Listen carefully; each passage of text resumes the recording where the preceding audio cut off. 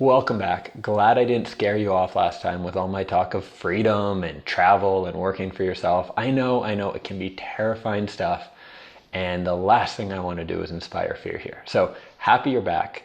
Last video we talked about the 70% rule, which is making decisions when you are 70% or more sure and not requiring to always be 100%. The benefit of this is that you gain a lot of experience and knowledge about yourself when you jump into things, try it out, and fail. Or don't fail and succeed. Either way, by doing, you learn and you improve.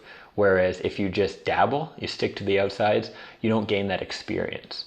We talked about how destructive dabbling can be to a business owner and some strategies for stopping dabbling and doing multiple things and having the kind of business where you have different things you do, but doing it without dabbling, and kind of how you do that by doing one main thing at a time and then adding a second one once that first one is ready to fly on its own. Now in this video, I promised I would tell you about a mindset and an approach that will allow you to be more productive, to work through fear and keep moving forward, and to overcome the lows that can usually inspire some self-doubt, some fear. You know, we've all had those days, right? Where you just think, I can't do this, there's no way. Whoever told me I can, this online guy, this Dan guy, he's an asshole. He doesn't know what he's talking about. It's not gonna work for me. We've all had these moments of self-doubt. And I'm gonna go through how you can keep moving forward through them and what you need to do to stay productive regardless of emotions, highs and lows, things like that. So I promised you that in this video, we're gonna go through a way to massively increase your productivity, overcome fear and keep moving forward, and keep on path despite the daily ups and downs. So I want to tell you a story that relates to all this. So my uncle has been visiting me here in Prague, and he brought up to me the other day that he's really impressed with my work ethic. He's seen me kind of putting in hours and going out and working, and was really surprised and impressed by it and passed that on to my mom. And my reaction probably wasn't what he expected. First, in myself, I had felt that I was a little almost behind my normal discipline and schedule I try to keep. So I disagreed with him on that. And what that made me realize is that despite having now, I think, published 12 books, having 9,000 students go through my courses, and pretty much have created the life of my dreams, my family and friends still think that I'm on a vacation. That's their perception, that they're surprised I keep a schedule, that I do any work. I guess there's a lesson in there about not doing anything to prove anything to friends or family, because you're not going to be able to do it one way or the other. But what's important here is to realize that sometimes from the outside, working for yourself can seem like an easier route. You might follow my Instagram and say, oh, look at all this travel, look at everything he does. And without a doubt, I have more freedom and more fun in my life now than I ever would have at a job. But there's hard work that goes into it. And it's very important to embrace this attitude that we're going to talk about today of turning pro. It's the professional who not only will have the most success financially, but will also end up having the most freedom and the most fun. Because what happens is when you have no restrictions on yourself, when you just allow yourself to run free, you always end up thinking about work. You're always stressed, you're worrying about stuff, and work can go from being 40 or 30 or 20 condensed focus hours a week into being 70 sort of flaky hours. And that's not what you want. That's not a very fun way to live, right? So I borrowed this initial concept of turning pro from Stephen PRESSFIELD, whose book, The War of Art, is amazing. I strongly recommend you check it out. And I've taken this concept of his, which is based on artists, those who want to create through writing, through painting, through whatever, and really taken it and expanded how you would apply it to business, to working for yourself, and primarily as a freelancer, as a consultant or a coach, but I think you could apply this to any kind of business. So I've broken turning pro down into 3 different areas. We're going to go through each one and look at how you apply it to your own life and business and get the results that we talked about earlier. So I think, as my story before about my uncle demonstrates, most people don't have the best impression about freelancers' work style or the kind of hours or discipline we should keep. And this is important because if most people have that attitude, we probably have it too, right? It's sort of a communal perception. And so it's pretty normal to start off freelancing and be totally clueless in terms of what you should be doing and how to set up your days and all that stuff. Now, the first thing I want to go through in terms of turning pro is you should treat your work like a job. Now, what I mean by this is your hours and discipline you bring to it. I don't mean in terms of being on Facebook all the time and screwing off without the boss knowing. That's a different way of treating your job. But I mean in terms of showing up. So when we have a job, we show up to it, right? You work from 9 till 5. You go to the office at 9, you leave at 5, 95% of the time, let's say, right? If you're feeling sort of not great that day, you probably still stay, right? If it's 10 a.m. and you've been working for an hour and you're feeling a little stuck with your work, do you just get up, tell the boss, hey, I'm going to go and go down to the grocery store, do some errands, and fill in time now? Probably not, right? You stick to it. You sit in your desk. Now, from 10 to noon, you might not get anything done. You might produce garbage, but you stay there. And that's what turning pro is as it relates to the first aspect, which is treating your work like a job.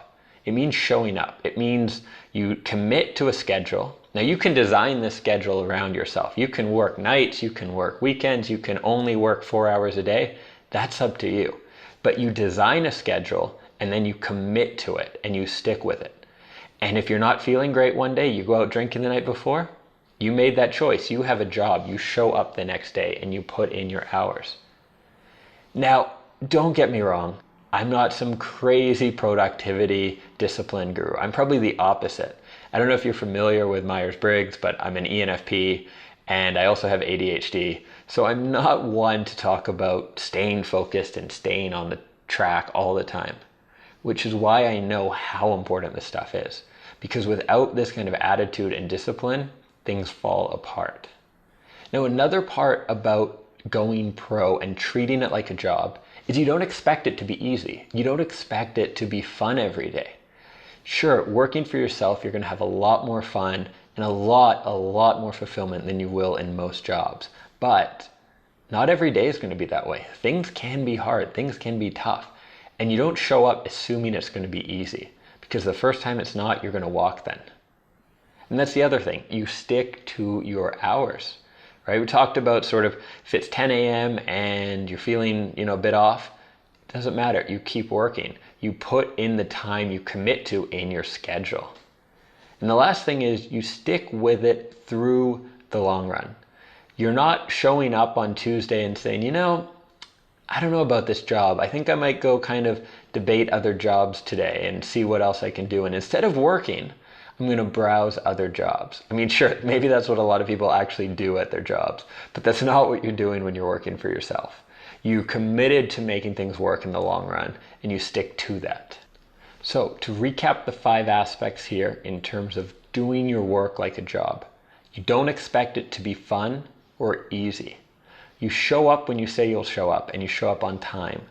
You put in your hours. You commit to a set schedule of hours, and you do it. You don't give in to procrastination or anxiety. If that comes up, you stay in your seat and you work through it. Doesn't mean it will always happen for you. It doesn't mean you'll always produce during that time, but you keep your ass in the seat and keep going. And last, you're in it for the long run. You stick through it regardless, keeping your end goals in mind. The second aspect I want to dive into here is treating your work like a business. So in the first aspect, you treat your work like a job, and that means showing up and putting in the time. Now, the second aspect is treating it like a business, which means expecting and at times demanding to get paid. I remember when I first started out freelancing that I was so uncomfortable talking about money. I mean, I would get anxiety just thinking about a phone call with a client to discuss money. Someone asked me what I would charge, I could never just confidently say, oh, here's the rate, here's what I do. I'd probably go back to email, oh, I'll email you something, I'll do this. And then they usually saw that weakness and would then negotiate hard and end up paying me way less than what I wanted. It sucked. And one of the other things when I was starting out is I was so uncomfortable with the work. I didn't feel confident in what I was delivering. In retrospect, I was delivering really good work. As copywriting and writing goes, I was giving my clients really good work, but I didn't know that at the time. And I think like a lot of people, I was feeling insecure about my work. I didn't know if it was good or not. And so because of that, I didn't necessarily have the confidence to demand to be paid what I was worth, and also to chase down payments. If a client wasn't happy and they just didn't make a payment, I'd kind of let it sit there and not want to deal with that. So how do you treat your work like a business? Well, the first thing is you value what you bring to the table. You need to value what it is that you're delivering and expect to be paid for that. Know that your clients are getting value and know that you're doing good work. Now, sometimes this requires the opinion of an outside person. I remember getting in this big argument with a client, and luckily I was protected by a few of these clauses that I'm going to tell you about after. But I wasn't sure, did my work suck, or was she just causing trouble and trying to save money and not pay me? And I shared it with a mentor of mine, and his response gave me that confidence to know, no, I did good work. This is on her. This is her, running out of money or whatever, having an issue with me. But it's not on my work. And that gave me the confidence in my work. And of course, you build your confidence in your work as you go. I don't expect anyone to believe right out of the gates that they have the best work in the world. That would be delusional, and that's not a healthy way to go either. But you want to find that balance where you believe in your work and the value you're giving to people, so that you project the expectation to be paid for that value. So if it's okay with you, I want to get into a few specific tactics you can use. Now, if you're not already a freelancer, this might be a little boring for you. You can skip through this or take notes of it because it's stuff that you should do from day one with your first clients. But this is really, really important stuff. Having these clauses in my contracts and proposals has saved me thousands of dollars and so much hassle and potential stress when things didn't work out with a client as they should have. So consider these 3 things my gifts to you in this video. Whether or not you continue with me, watch any other videos, please implement these in your work, and I guarantee you it will pay off big time. The first thing is dealing with revisions. Now, I don't know about you, but most people hate revisions, especially creators, right? We like to create. I like to write. My favorite draft is the first one. And from there, I like them less and less, right? And the thing with revisions and clients is there is a unlimited amount of headaches that can come from it if you don't handle it right from the beginning. Now, whether that is the client who loves your work and takes it to show other people who have a totally different opinion than your client, and then takes their feedback back to you. That's always a nightmare. Or whether it's the client who gives you the work, you finish the first draft, you send it to them by the deadlines. The deadlines they insisted were so urgent, right? I need this now, I need this now. You get it to them, and then you don't hear from them for a month. Then they come back to you a couple months later, they say, hey, I looked over the work, it was good, but I want to go through some revisions. And you get on the call with them and you go through and they're like, we like this, but we decided we're changing our direction a little bit. So we don't really want to focus on this our audience. We want to focus a little more on the older demographic. So we just have to adjust all the wording for that. No, that's a nightmare. So this happens all the time. It has happened to me a bunch. And here is how I protected myself. Specify a timeline for your revisions in your contract. What I use is super simple. You might want to expand on it. I'll go through a couple options with it, but just put this in. Revisions must be returned within 3 business days. Now you can adjust that based on the kind of project, your client relationships, whatever, but something specific and short. You're getting a few benefits here when you do this. Number one, if you give them less time, they're going to have to get back to you quicker, which means they can't go show everyone in their extended family the work and get feedback that will all just cause havoc in your world.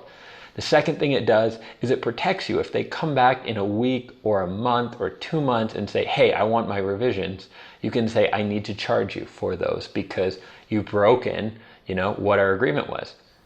Now you could specify in this, revisions must be returned within 3 days, or additional charges may apply, or hourly rate, my hourly rate for revisions applies, or something like that. That's up to you. And it's up to you if you want to enforce this as well. But having it there is really important for protecting yourself. So I'll save you the details and the stories here because we're running a little long in this video. But I assure you that with this clause and the others I'm going to share with you today, they will save your butt. They have saved mine. I have personal stories for each and every one about how they went down, how it was applied, and how it saved me. And I also have stories of when I left these clauses out because I was stupid, to be honest. I wasn't feeling that confident with the client. I didn't feel like I could push back, so I didn't include them. And it ended up really biting me in the ass. So really important, include them in every contract you do. So as you probably gathered by my discussion around revisions, sometimes clients delay things. Sometimes projects go from taking a week to a month to a year. I've literally had 1 or 2 month projects end up taking 18 months almost before we were finally done. Now that was not on me, that was on the client side and things they had to sort out. Now the situation you don't want to be in is when you get a big project with a client that you're banking on to cover your bills and your business expenses, and then suddenly that project goes from a 3-month deadline to a 6-month deadline. Well, that's not how you had planned your income. That's not how you plan your cash flow. It's really not fair to you if you're delivering your part on time. So one of the things that works really, really well is when you're setting up your contracts to make the payment dates, not completion percentages. So most people, when they set up a proposal or a contract, I'm kind of interchanging those two right now, they set it up based on when they finish the work. So, 50% upfront, 50% on completion is probably the most common way that freelancers set up their contracts. It's not a good way to do it, but it's the most common way.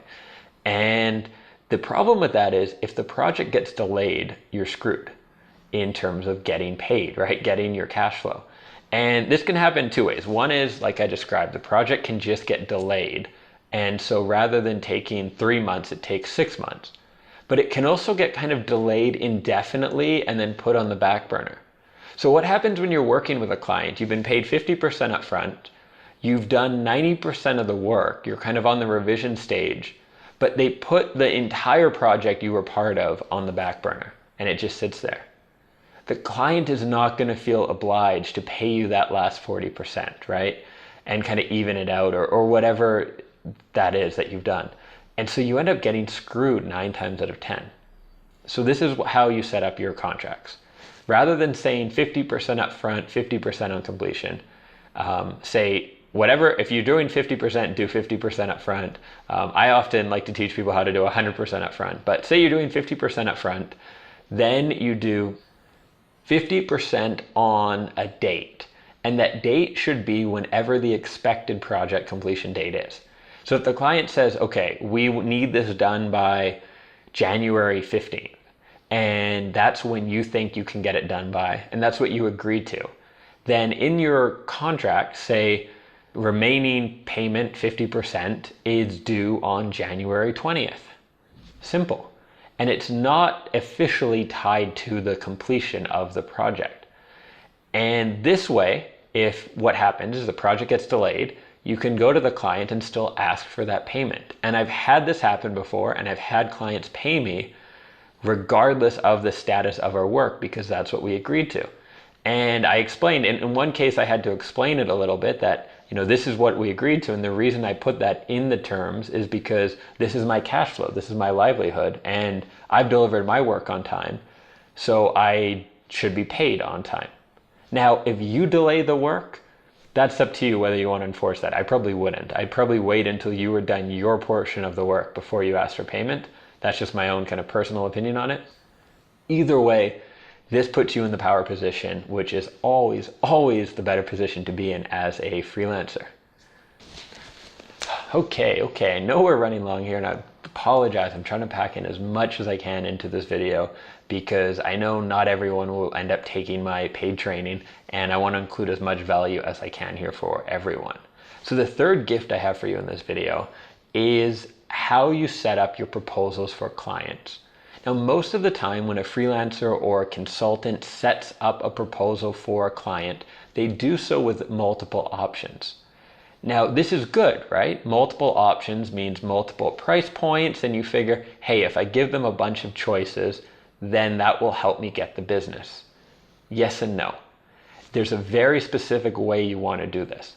So if you give your client or prospective client multiple choices, they should build on top of each other. So it's never either or. It's yes and yes and.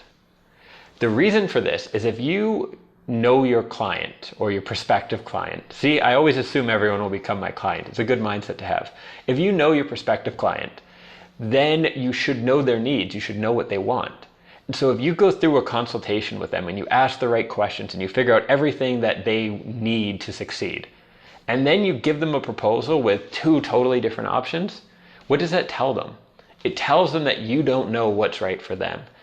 And that is not good for their confidence in you.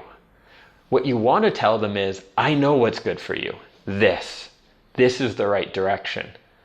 But you might be on a budget, or you might be limited in terms of your time or other resources. So we can do this one of three ways. A little bit, a medium amount, or a huge amount. This amount costs a lot. This amount doesn't cost as much. And that way you're telling them, you know them, you understand them. You have one solution for them, and you just have different levels of implementation to that solution. So does that make sense? I know the instinct sometimes, especially when we're just starting out, is to give them a couple choices because we don't know what they'll want. And then we think, oh, if we give them a few options, then they'll like one of them, right? But it sends the wrong message to them. And even if all the choices you give them are good, it will undermine the client's confidence in you and your expertise. So you always want to give them one option and then multiple tiers of that, depending on the amount of time you put into it, and that basically affects the price, right? So you might have one project starting at $6,000, one at $8,000, and one at $11,000. And those would kind of be your three options, depending on how much of your help they want. If you do this, not only are you going to get more clients because your proposals are more likely to be accepted, I promise you that, but also you're more likely to maximize your income from each client. Because rather than just giving them one option, that's $8,000, where you lose the client who could only afford 5 or 6, and the client who could have afforded 11, you lose that extra $3,000. Rather than doing that, you maximize it. So all clients on the lower end and the higher end will be able to work with you with one of the options. So you're not leaving money on the table there. Okay, so just to quickly recap, 3 things to always have in your proposals. 1, a date limitation for revisions. I suggest 3 business days. Number 2, to have payments based on dates, not completion percentages. This is really important. It will save your ass, I promise you. It saved mine a couple times. Number 3 is always have multiple options in your proposals, but multiple options built on each other. So they're all based on the same solution, and it's just different degrees of implementation and different payment points for that. Now, I know what you might be thinking, because it's exactly what I was thinking during my first year, is that this stuff is uncomfortable. How do I tell a client to pay me for work that we haven't finished?